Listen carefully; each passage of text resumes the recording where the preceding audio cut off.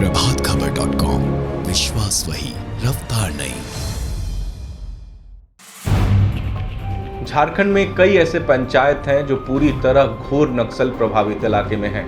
गुमला जिले के रायडी प्रखंड में ऊपर खटंगा और परसा पंचायत भी इनमें शामिल है।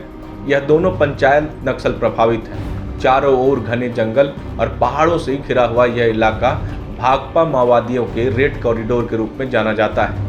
छत्तीसगढ़ और लातेहार के बूढ़ा पहाड़ तक आने जाने के लिए इसी क्षेत्र की दुर्गम और जंगली रास्तों का इस्तेमाल किया जाता है, परंतु हाल के वर्षों में पुलिस की दबिश के बाद इस क्षेत्र में नक्सल गतिविधियों में कमी आई है। ग्रामीणों की माने तो इधर एक साल के अंदर कई गांवों में नक्सली नजर नहीं आए। जिन गांवों में नक्सली कैंप लगाते थे या बैठक करते थे, ग्रामीणों का मानना है कि प्रशासन नक्सल का बहाना बनाकर इस क्षेत्र का विकास करने से कतरा रहा है। ग्रामीणों ने प्राथमिकता के तौर पर सड़क, स्वास्थ्य व्यवस्था सुधार की मांग की है। गांव वालों के अनुसार बिजली अधिकांश गांव में पहुंच गई है। सोलर जल मीनार से भी पानी मिल रहा है। अधिकांश घरों में शौचालय भी बन गया है।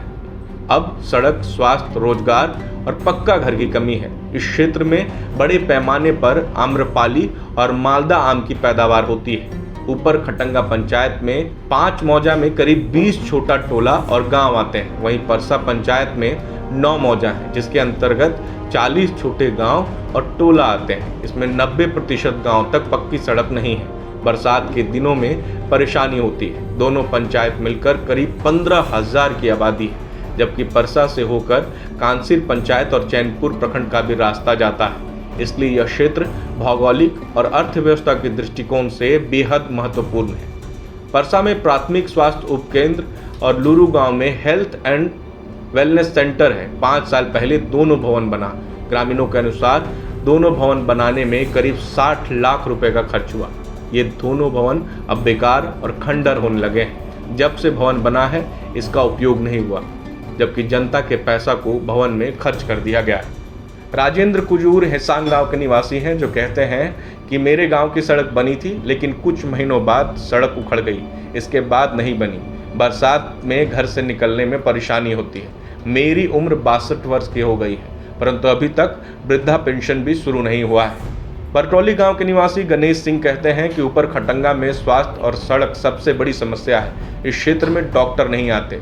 मरीजों को रायडी और गुमला जाना पड़ता है। सड़क खराब होने के कारण गर्भवती महिलाओं को भी परेशानी होती है। कृष्णा दास पोगरा गांव निवासी हैं, कहते हैं करमटोली से लेकर कांसिर तक पूरी सड़क खराब है।